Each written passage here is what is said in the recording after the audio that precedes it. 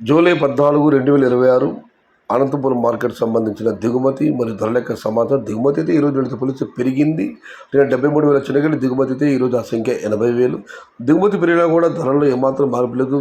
ధరలు కూడా బాగానే వెళ్ళి ధరల విషయానికి వస్తే ఈ పొడికాయలు అన్ క్వాలిటీలు మినహాయిస్తే ఏ టమాటాలు తీసుకున్నా కూడా 120 రూపాయల పైమాట, 100 రూపాయల దగ్గర నుంచి 170, 180, 190 ఇవన్నీ మీడియం క్వాలిటీలు.